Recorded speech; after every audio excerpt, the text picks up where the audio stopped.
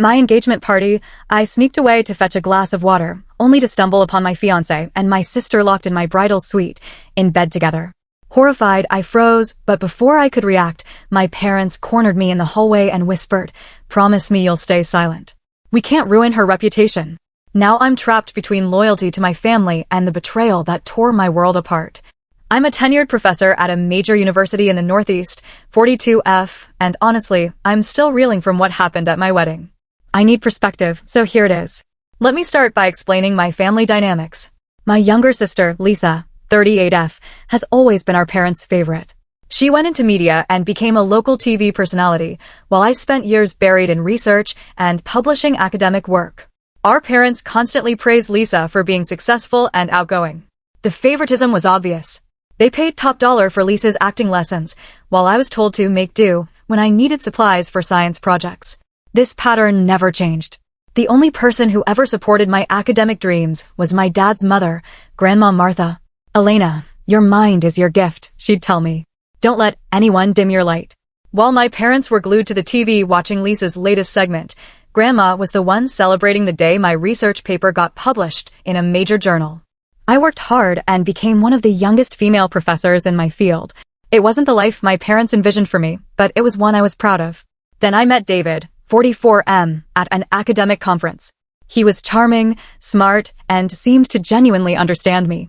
After 2 years of dating, he proposed. I was thrilled. My parents' reaction? Well, at least now you won't be alone with your books. Lisa's response was even worse. With that same smug smile she's had since childhood, she said, "Finally. I was starting to think no one could handle your intensity." We held our engagement party at my parents' house.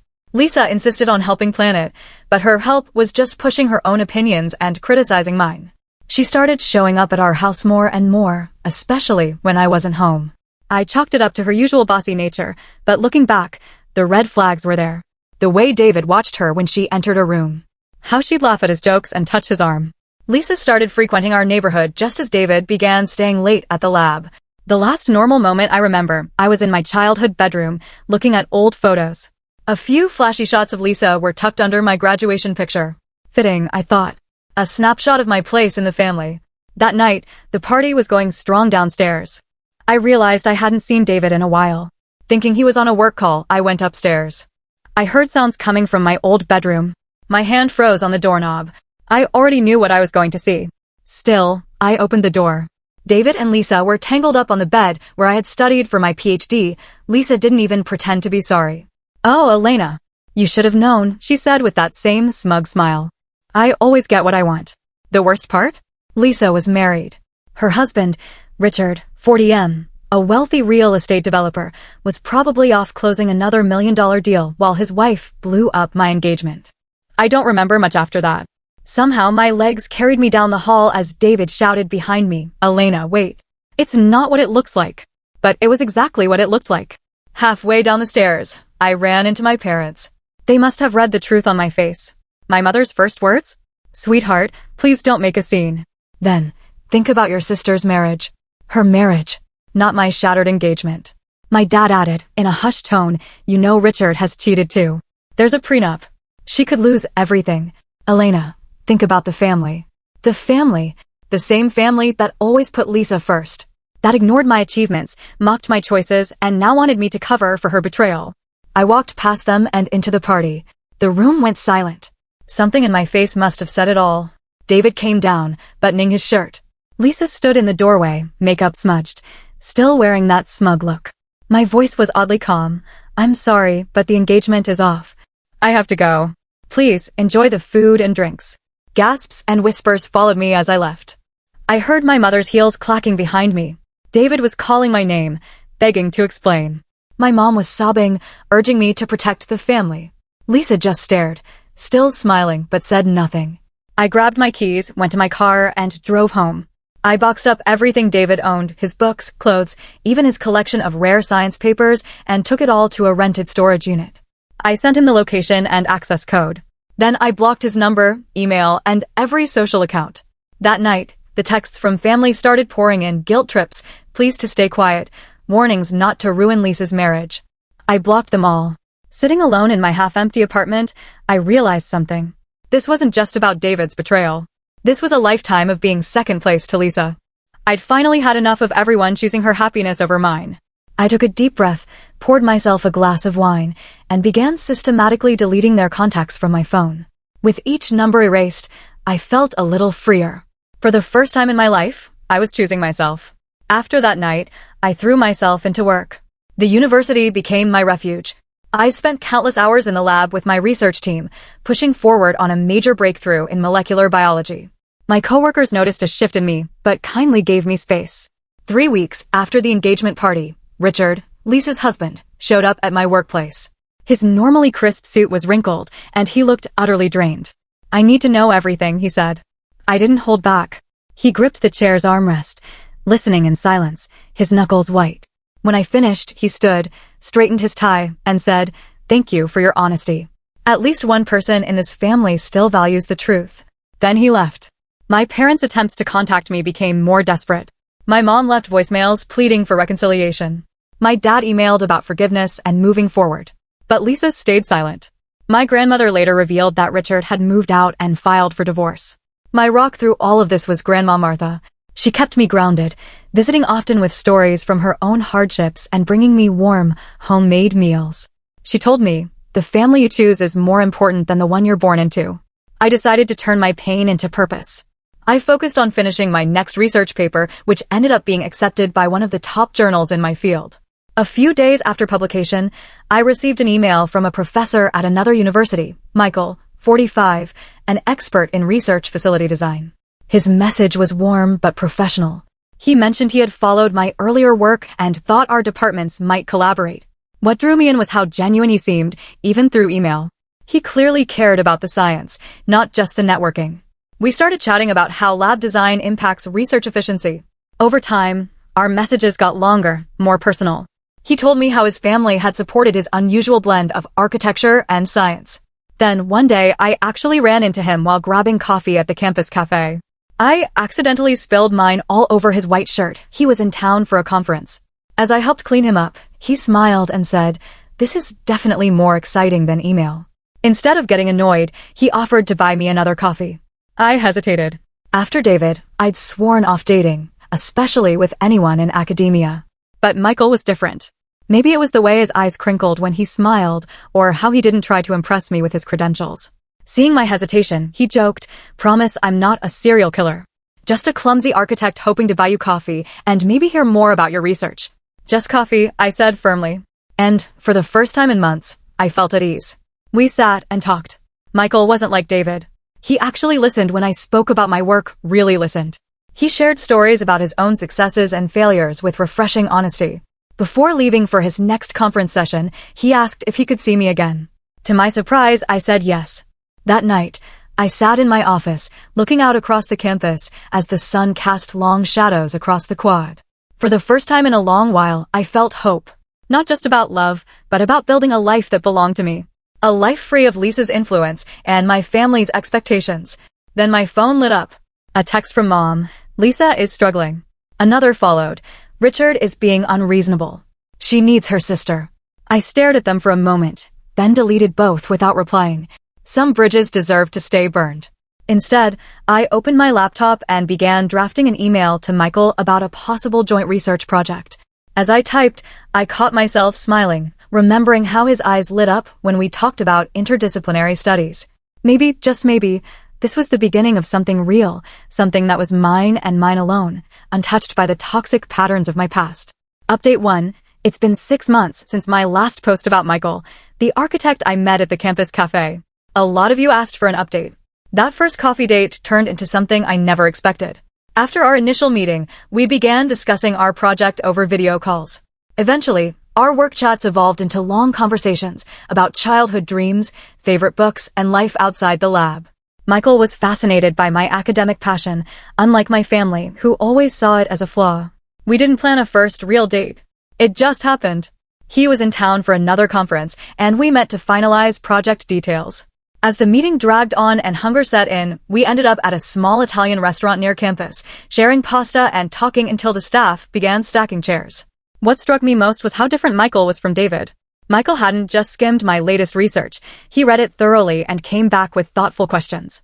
He spoke candidly about his own challenges too, like a recent project that went over budget.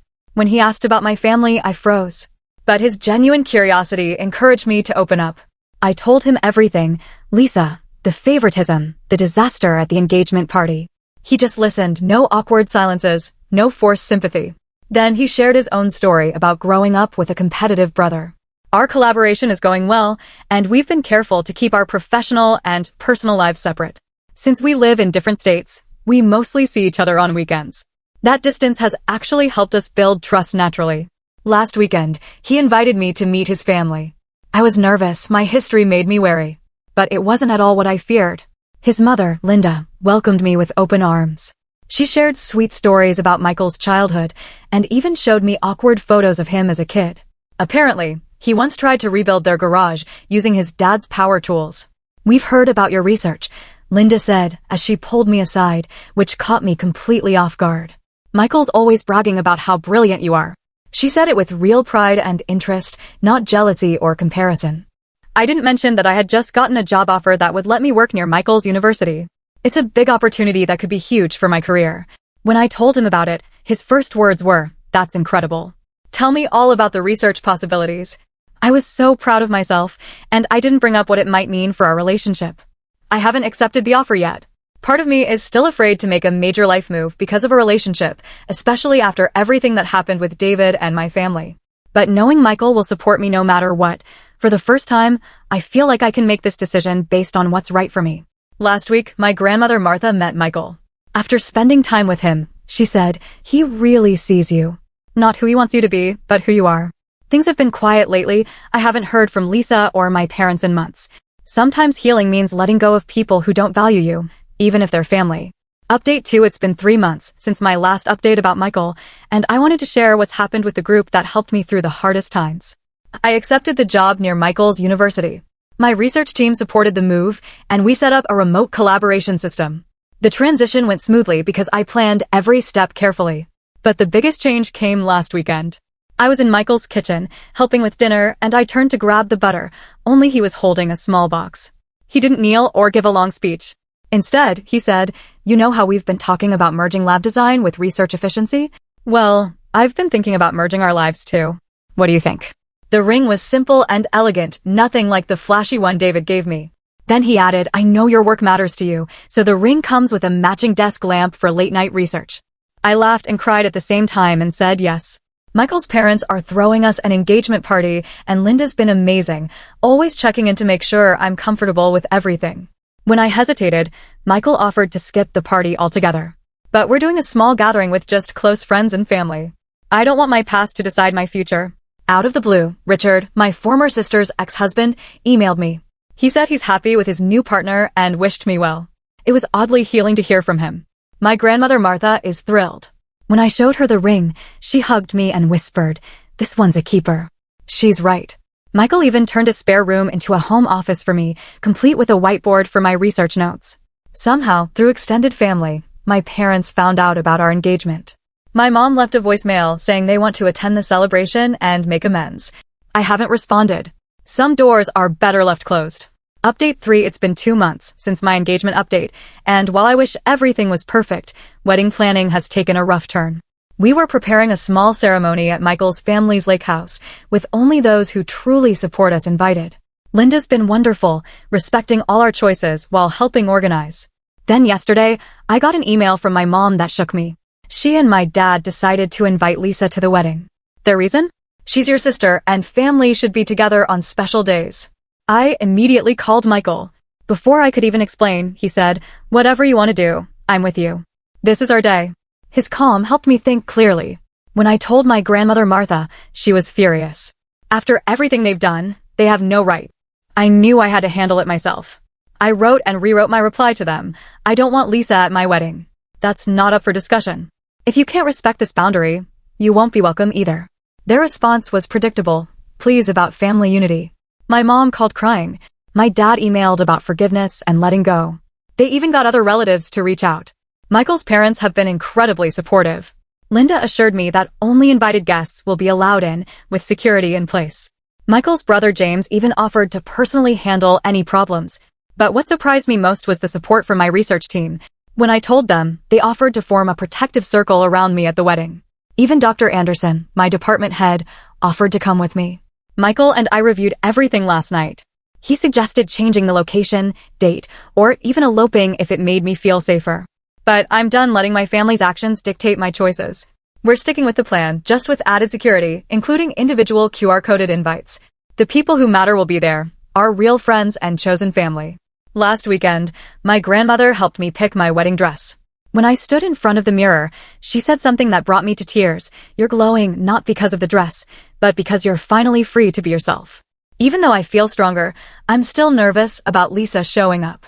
This wedding isn't just about becoming husband and wife. It's about choosing real love over toxic ties, peace over chaos, and joy over drama. Update for it happened. Lisa showed up at the wedding. She wore something clearly designed to draw attention, and yes, she was visibly pregnant. Despite all our planning and security, she got in through a service entrance with our parents. Linda rushed in looking pale and said, "I'm so sorry, Elena. Your mom insisted we couldn't turn away a pregnant woman." But they didn't stop there. They had already seated Lisa in the front row. I felt like I was going to be sick when I saw that smug look on her face, the same one she had at my engagement party with David. I turned to the mirror and steadied myself. I looked at my wrist, where I wore a bracelet my research team made by hand. The gown Grandma Martha helped me choose. The necklace from Michael with a tiny microscope charm. When I called Michael, he asked, "What do you want to do? We can still remove them or delay it. Whatever you decide, I'm with you." That was the moment I realized I'd let them control my happiness my whole life. But not today. We're getting married, I said firmly. They can stay, but I'm done letting them write my story. The ceremony began. Dr. Anderson, my department head, proudly walked me down the aisle. Everything else faded the second I saw Michael, standing there with love and warmth in his eyes. We exchanged vows we'd written ourselves. Everyone laughed when Michael promised to support my science dreams, even if it meant turning more rooms into lab space. From peer reviews to midnight research talks, I vowed to be his partner in all things. Then came the reception. I thought I was prepared for anything, but I didn't expect what happened next. Lisa stood up, acting like she was the maid of honor, holding a glass of champagne. She started talking about how she'd saved me from countless bad choices, and how she was always looking out for her big sister. Under the table, I felt Michael's fingers tighten around mine. I saw my research team shift in their seats, ready to jump in. Linda started to rise, but for once, I didn't need anyone to fight for me. I stood, calm and composed, like I was stepping in front of a lecture hall. Raising my glass, I said, "I think it's time for the bride to give her own toast." What followed deserves its own update. Let's just say that telling the truth calmly, with dignity, can be the most powerful form of justice. Update 5. Here's what happened when I gave that toast. As I looked at my sister's smug face, an unexpected peace came over me. Years of lecturing had taught me how to hold a room. I began. For those who don't know me well, I'm a scientist. I deal in facts. So, let's lay out a few family truths. The room went silent. My sister, who was married at the time, was in bed with my fiancé 3 years ago.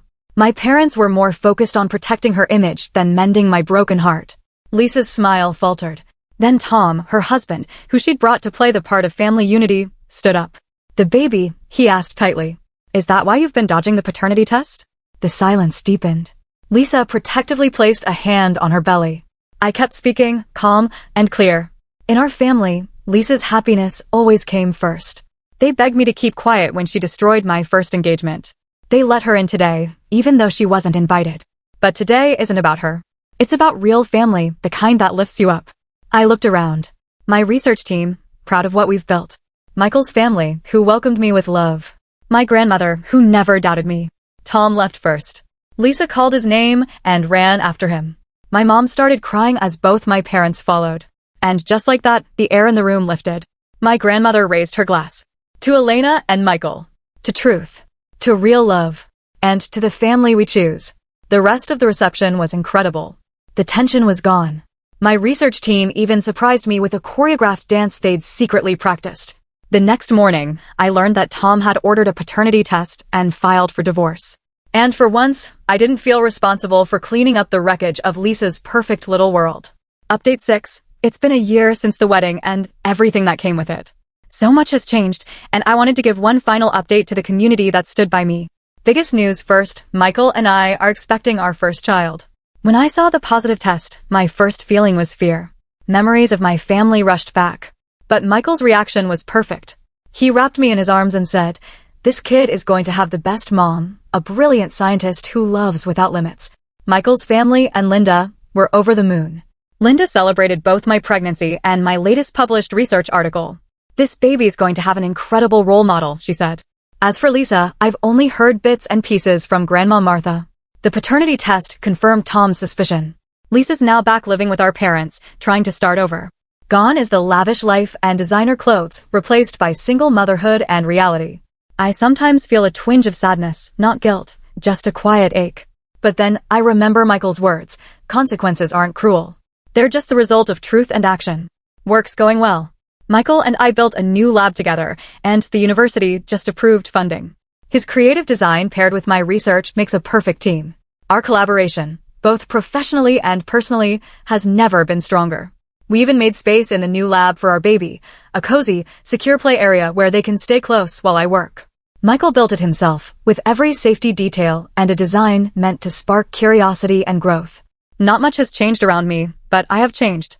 I no longer crave validation or fight to be seen. In our home, love isn't ranked. There's no competition, just mutual respect, shared joy, and deep support. Grandma Martha, excited to be a great-grandma, visits often. She's already crocheting tiny lab coats for the baby and tells stories of my childhood science experiments that make us all laugh. My parents still reach out now and then, mostly through family. I'm not ready. They want to be part of their grandchild's life, but some wounds need more than time. They need change. Looking back, I've realized, real family isn't about obligation or blood. It's about love, respect, and the people who lift you higher. Thank you to everyone who stood by me and followed my story. Life isn't perfect, but it's real, it's mine, and it's beautiful. If you haven't already, hit subscribe and ring that bell so you don't miss more true, unbelievable stories like this.